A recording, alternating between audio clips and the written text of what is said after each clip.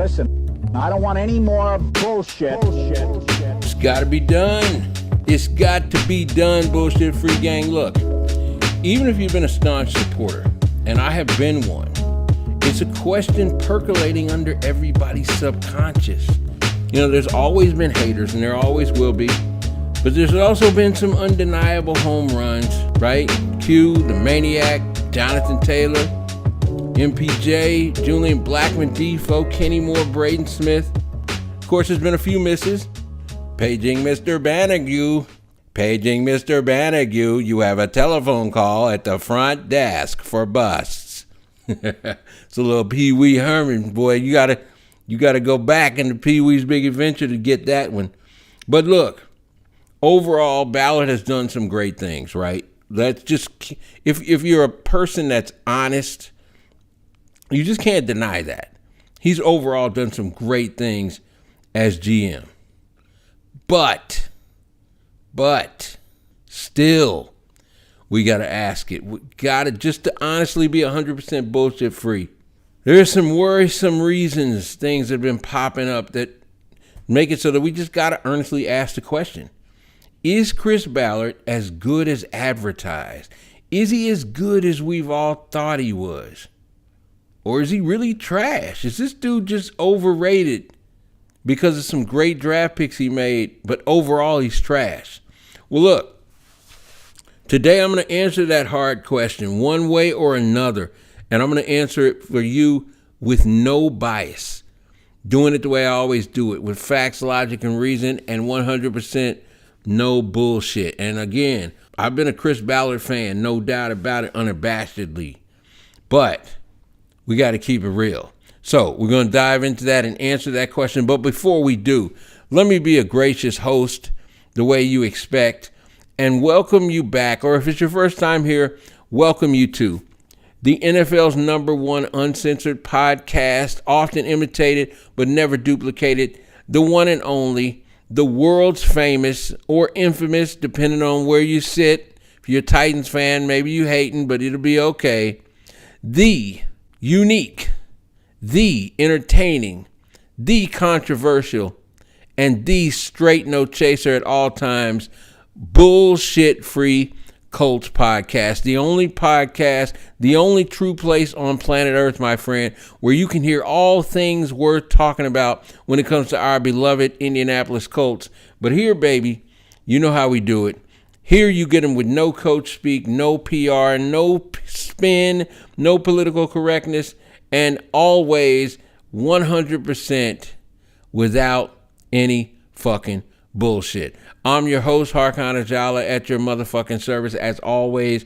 And look, we got to ask this question because, let's be honest, after the ending to this past season, man, we all got to take a long, hard fucking look in the mirror and figure out, A, what went wrong, but B, where are we going and how are we going to make sure this shit never happens again? Because we need to know what really went wrong, not just the knee-jerk bullshit recency bias reactions that a lot of people have. Well, Wentz is trash, and that's the problem, right?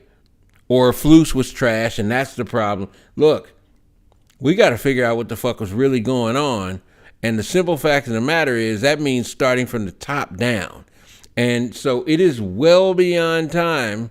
Well, maybe I won't say well beyond time, but I'll say this. It's fucking time for us to take Chris Ballard to task and literally really take a look, an unbiased, penetrating look at what is he doing and is he on the right fucking track to building this team to winning a fucking Lombardi, because that's what we're here for, right? I guarantee you that's what I'm here for. I know that's what you're here for, and I double dog fuck guarantee you that's what Jim Irsay's all about, winning another fucking Lombardi.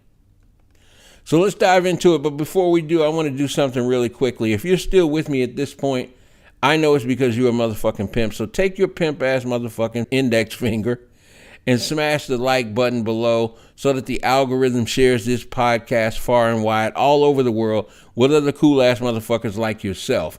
All right. So make sure you like right now, hit the like button. Make sure you share this with other people who will enjoy it. Make sure you subscribe so that YouTube lets you know when I put these out. Because y'all be like, yo, when's the next one coming? Make sure your ass is subscribed so that YouTube lets you know. And then finally, if you dig what we're doing, you appreciate it, you can help us out by donating. There are 3 different ways you can do it below. Any amount is appreciated. $20, $15, $10, $5, even $1. And of course, because you demanded it, for the people who truly want the absolute insider content that you can't get anywhere else, you can click the button below and join our Patreon, and you will get shit that even YouTube, the general public on YouTube, this shit is even too high for them, all right? So, take care of that. We appreciate you being here. And let's jump into the trial of Chris Ballard, part 1, shall we say? Let's jump into it and let's break it down the way it needs to be broken, or as y'all love to hear me say, and I love to say, let's chop it the fuck up. Now look, let's start with Chris Ballard's record. He's been here 5 years now. His record is 41-40. 41-40 as a GM. Now that's not great, but unlike some of the dumb fucks out here like Dan Dockage. Now, I mean, let's be honest here. Dan knows what he's doing. I mean, he's a shock jock. He says shit out of his ass to get attention. I get it. But there are some people who genuinely believe that Ballard is just, his tenure has been nothing. He's 41-40, and that's all there is to say about it. Well, there is context that must be had, okay?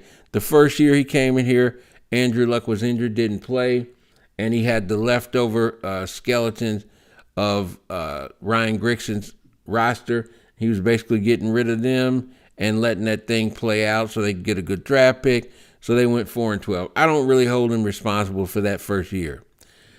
The second year, he makes, has one of his best drafts of all time, and the tale. Q, the Maniac, and etc., right? They go 10-6. They win their first playoff game, and they get killed against Kansas City in the divisional round, okay? The next season, we're thinking, hey, it's time to go. Here we go. This is the time to make our run to the Super Bowl. Andrew Luck fucking quits during the third preseason game and throws the whole fucking thing into, let's be honest. I mean, you can't overstate what that's like. And if you think you can, just imagine if this year coming up, the third preseason game, Patrick Mahomes quits. Better yet, Josh Allen just quits. I'm done. Imagine that. Justin Herbert just quits. Joe Burrow just quits. You think you can just bounce back from that? That's a fucking devastating blow. That being said, it's been 3 years since then. We've had 3 quarterbacks. The first one was Jacoby Brissett. They kind of got forced into that because Luck left them in a fucked up situation. And then, they went with... Now, this is where it gets interesting. Here's where it gets interesting, the last 2 years. Because you had that down year and only went 7-9 with Jacoby. Now, at that point, it was time to get back on the winning track. Okay? They chose to go with an old-ass, 39-year-old Phillip Rivers, who had been deemed washed up from his previous season, the season before, playing for the Chargers when he was terrible. They went with Phillip Rivers. They got everything you could get out of Phillip Rivers. They went 11-5. They went to the playoffs. They should have beat Buffalo, but they didn't. It is what it is. Okay, so now, going into this past season, going into your 5th year on Chris Ballard's part, there really had to be, there should have been a serious sense of urgency, right? We all had that bad taste in our mouth in terms of how last year ended, losing that game in Buffalo. We all feel they should have won. All right, this next year, let's get it popping, right? Phillip decides, nope, I'm done. He retires. Now you're stuck without a quarterback. So, but that doesn't mean that you go back to square one and it's like, oh, okay, well then you can drop back down to 4-12 or 7-9 now. No, get some shit done because we still want to win. Well, they made a deal. They went out and they got Carson Wentz. They made a trade for Carson Wentz. Now, before we talk about that specifically, I want to look at it in the context of the whole season, everything Ballard did. I think that's where it's most important because, again, you're going into your 5th year. At that time, your record was like 32-32. Okay? So you were literally 500 at that point. Like, you got to get popping. You with me? This should have been a big year. And again, this is about results. What have you done for me lately, right? That's the NFL. It's been 3 years since luck bounced. You got to deliver a run right now. And yet, in spite of that being obvious, at least I think to everybody else, I think Chris Ballard went into this past season looking at it as an evaluation year. And that's puzzling to me, but I'm not pulling that out of my ass. You can go back. I'm not just pulling it out of my ass. You can go back and listen to Chris Ballard talking before the season. Go back and listen to his interviews and what have you. And he's talking about that in those terms. He doesn't say this is just going to be an evaluation year, but he talks about, hey, we want to see what we have this year. We want to see what we have. And I'll tell you, what that resulted in, I think, was Ballard's worst overall performance in a single season since he's been the Colts GM. I really do. And that has nothing to do with his draft picks. Because one of the things with Chris Ballard is it's possible we've become too focused on just his draft picks. Because let's be honest, as I went through the list before, he's been excellent at drafting for the most part. I mean, you cannot deny that. He's been excellent, especially now that Rock Ya-Sin has turned into Lock Ya-Sin. This motherfucker has turned into a true, starting cornerback, if not a number one cornerback. He's not a fucking shut down corner, but I mean, this past season, he was close to that. Nobody was throwing at him. He didn't give up, I mean, he played as well as any corner in the league that's not elite. You feel me? So Ballard has done so well drafting that perhaps it's caused us to focus too much attention on that and not his overall job. That's what I'm talking about here. His overall performance in 2021. His draft picks were fine. Kwity Paye is going to be a beast. I guarantee you. He was coming on during the season. He should have had more than 4 sacks. But he got mega pressure. And as you saw, that was borne out. I think Pro Football Focus had him the highest rated pass rush rookie in the league last year.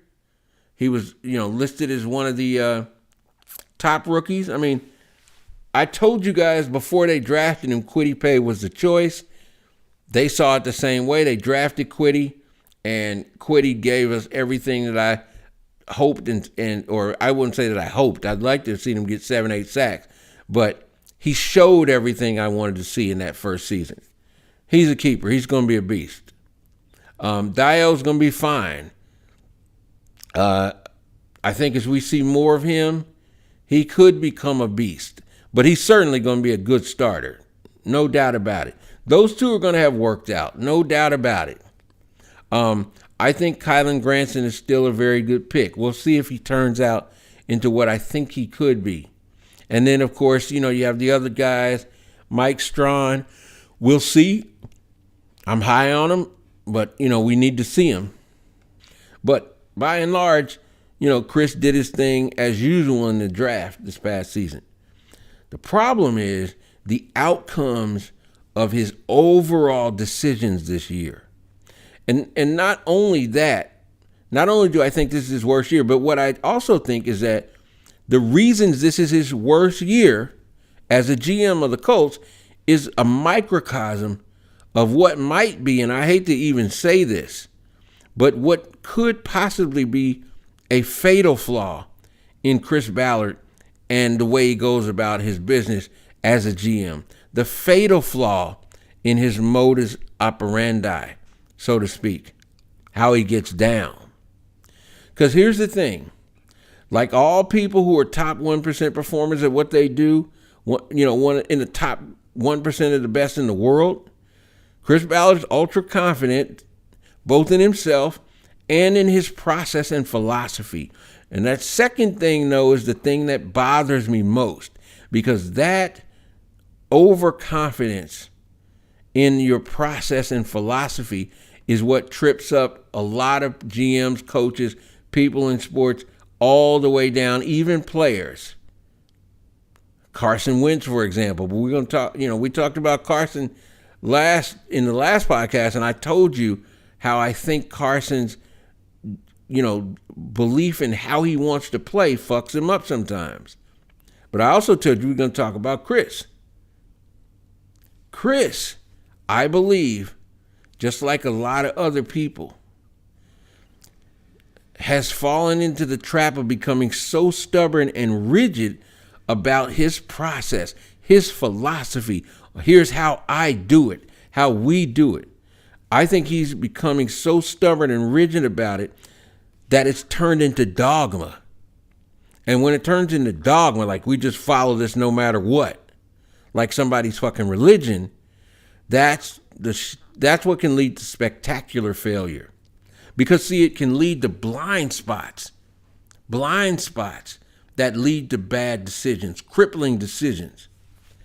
And I think that's happened to Ballard. I hope it hasn't, but I'm starting to really get the feeling that that's what's happening. I think Ballard is fallen into a cognitive bias called planning fallacy also. And this is a kind of a loose kind of a loose definition of it, but it does apply.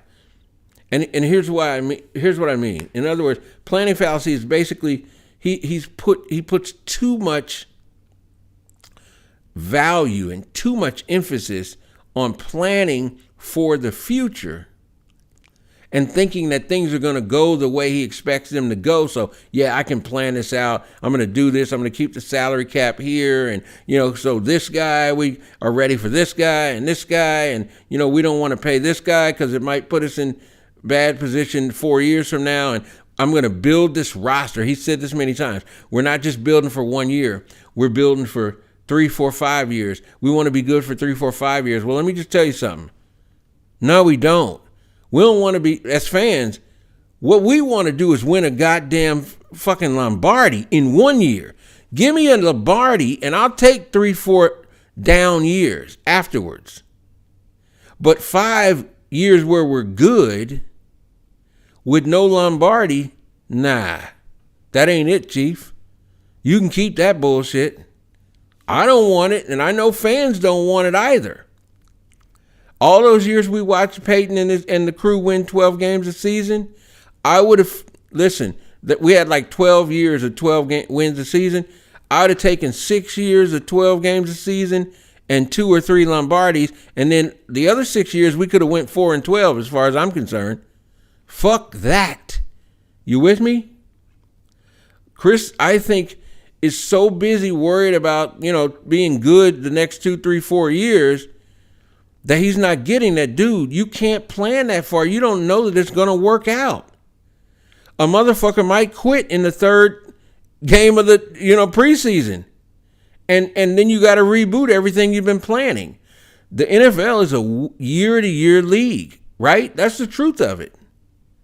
You got to be going for it with everything you have this year. When you're in position, you got to go for it. That's what you saw the Rams do, all in. And I'm telling you, that's what I think Irsay is saying. That's what he's signaling, not just to the fans, but to his GM and head coach. Hey, we're going all in. You see what the Rams did. People criticized them, and yet here they are in the Super Bowl, right? People criticized them. Oh, they mortgaged their whole future. They gave away all the picks to get Matt Stafford. They gave away, they mortgaged their future and traded picks to get Von Miller. They gave up too much in picks to get Jalen Ramsey, right? Oh, now they're getting OBJ. Okay. But what the fuck difference does it make about those future picks when they're in the Super Bowl? And I believe they're going to win. But even if they don't, they're at least in the dance. So it worked. You get what I'm saying? Those picks may not do you any fucking good if your quarterback quits, right? Or somebody gets injured and is gone for the season. That's football. It happens every year. So I believe Ballard's way too concerned about that when, bro, nothing is promised. You got a shot in a particular year. You got to go for it. And so, he's got certain things that he believes this is how you do it, right? Build through the draft. Don't overpay free agents, et cetera, et cetera. But like I said, when you become dogmatic about those beliefs and those philosophies, you can make big mistakes. Big mistakes. Like you made a trade for Wentz, right? But we all knew Wentz, much like Phillip Rivers, was coming off his worst season as a pro. Okay? You know that. So you're counting on Frank to get him pulled together. But look, bro, if you're casting your lot with this dude, then do everything you can to put him in position to be as successful as he can possibly be. Why not give him plenty of fucking weapons? Well, because Chris Ballard's obsession with the lines, the offensive line and the defensive line, causes him to undervalue wide receivers and tight ends and skill position players. I'm not saying he's never he's drafted, like he drafted MPJ and then moved up to get Jonathan Taylor, right? Those are skilled players. I'm with you. Great. But dude, and Ballard's right about one thing. He's pointed this out. Like, look, wide receivers, have a huge failure rate when you draft them. Hey, he's right about that. So you know what? Don't fucking draft him. Go get one that's already proven in free agency, homie. What the fuck? But he's so focused, not even focused. He's so dead locked on build through the draft. Be super conservative so you never overpay for free agents. Well, you got to overpay for free agents, right? But, dude, this year, no edge rusher? There were a bunch of edge rushers you could have chosen from in free agency. And you don't take one of them? Now, this is the point in the podcast where I point out, you guys can go back and listen to this podcast when I talk about the free agent edge rushers the Colts should be interested in. And I said Trey Hendrickson. Trey Hendrickson was my favorite. I watched this film, his tape. He had 13 and a half sacks. I thought they could get him for $12 million a year. It ended up being 15, but you know what? It would have been worth it. You got to overpay a little bit. The guy was young. He's in his prime. It's a serious area of need on your team. And not only that, it's one of the most important positions you must have to win in the NFL. Ballard passed on all of them. Trey Hendrickson had 14 sacks this year, and he's in the fucking Super Bowl. And the Bengals are in the Super Bowl through no small part from his play in the playoffs.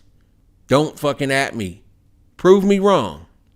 I'm telling you, this dogmatic fucking worship and maniacal, how do I want to say it? This maniacal fucking attachment to his philosophy, I believe turned this into his worst season as a GM. He made huge mistakes this year. Let Autry and Houston go. Again, all right, you're going to let him go? You let fucking Autry go for the same money because you arguing over fucking guaranteed money. Are you joking? This is a guy you went out and found. You home grew him. And it was Chris Ballard himself who said, we want to 100% first and foremost reward our guys who have produced. Fucking Denitro Autry produced. And you let him walk to Tennessee over haggling over fucking guaranteed money? Then you also let Houston go, knowing that edge rush was a huge area of concern that you needed. It was already a weakness. You let Autry and Houston go. And then you depended on rookies. You know even the best rookies are not likely to break out and go crazy in their rookie year. Neither Mathis or Freeney did so. Freeney, caught fire towards the end, the second part of the season. But, they became Mathis and Freeney in their second and third seasons. No, you let them both go. And you got Kwity Paye, a bunch of guys who might be Uber drivers soon, and then another guy you drafted who you don't know when or even if you're going to get him back and see him play in his first season. I'm happy we got to see Dio, but look, man, no wide receiver free agent to speak of. And Irsay had to intervene just for you to bring back T.Y. We weren't going to fucking have T.Y. Can you imagine? I mean, oh my God. No edge rush free agent. Then you picked Fisher over Charles Leno. Now, let me tell you why this is such a huge mistake. Okay. You're bringing in Wentz to be your quarterback, your QB1, your starter. He's had a terrible year last year. He's been injury prone. Okay. You're bringing him in and you're betting the fucking franchise and the season on him. And you don't get him the best fucking left tackle you can possibly find. You bring him a fucking starting left tackle that's recovering from a goddamn Achilles. I mean, are you joking? You don't even know if he's going to be ready the first game? When you could have had Charles Leno, who was ready to go and from, based on what Stephen Holder says, really wanted to come here. And Charles Leno balled out for the Washington football team or Commanders, I guess it is now. And got rewarded with a 3-year deal. Fisher came in here and looked like motherfucking, he's singing Olay every time the fucking pass rushers come out of their stance. Look, I don't think Fisher is as bad as he looked. I think it's pretty clear he wasn't completely healthy. But again, that points to another big mistake. Because the fact that you didn't even know if Fisher could start in the first game, when you were going to get him back. And you brought in fucking trash heap, bargain basement, Dollar Tree, backup left tackles. At the most important position on the offensive line with a QB that needs stability and is injury prone. Oh my God. And your starter, your projected starting left tackles coming off an Achilles. What the fuck? Bro. Here's one, a good friend of mine, Shane Banks, man. Shout out to Shane. He brought this up. I hadn't even really thought about this, but man, it makes a lot of sense. You brought back Marlon Mack for $2 million. You knew you weren't going to use him when you did it. Why not fucking bring back Malik Hooker, your top 15, your top 15 first round draft pick? Why not bring back Malik Hooker? All he signed for was 1 year for $920,000, not even $1 million with the Cowboys. Why not bring Malik Hooker back healthy, at least for fucking backup, for depth? Look what happened. No preparation. Look what happened. You end up with fucking Sendejo coming in off the street. Sendejo, who, he's like a guided missile out there. I give him that. He'll knock himself and everybody else the fuck out. But, it'll be at the worst angle you ever saw in your life after the motherfucker scores. I mean, that's what you ended up with. You could have had your top 15 pick, even if it was just 1 year. You'd have had great depth. And then, look, let's be honest, man. To this day, man, this is questionable. Nobody asks about this anymore, but somebody still needs to ask about it. In a year where your goal is to make a deep run into the playoffs, you bring in a quarterback, you're not even 100% sure he's going to perform. But even if he does, he's been injury prone. You have no dependable veteran backup quarterback in a year like this where you're going for a deep run? Are you fucking kidding me? Look, Ballard, like I said, he treated this like an evaluation year, but dude, you can't do that shit in the NFL in your 5th season. Bring some motherfucking dudes in here that can make plays and tutor the rookies while they learn. I'm telling you, Ballard has done some great things, especially in the drafts, in his trades. He's had some, he's made some of the greatest finds I've seen as a Colts fan. Diamonds in the rough, finding guys. But in terms of overall, this season in particular, fielding the best possible team that you could field, the best possible roster to give your franchise the best chance at competing for a Lombardi, he failed miserably this year on that. It wasn't even close. It's like he didn't even try completely. That's what concerns me. Like, why not? You got all this fucking cap money, $40,000, $50,000. What the fuck you saving it for? Well, we got to pay Q. Well, you don't got to pay Q, but I get it. You got to pay him. You get what I mean. I'm with you. You going to pay Q? All right, cool. You going to pay Q 15, 16, 17 million? All right, even still, they had like $40 million. You still had money. What the fuck you saving it for? What are you saving it for? While you're doing that and standing on, we built through the draft and I love them picks. I like them picks. That's all fine and good. While you're doing that shit, Cincinnati and the LA Rams are in the goddamn Super Bowl. Both of them with free agents they brought in. Remember, Cincinnati brought in Trey Hendrickson and several other key free agents. Brought in the tight end, I believe. Look,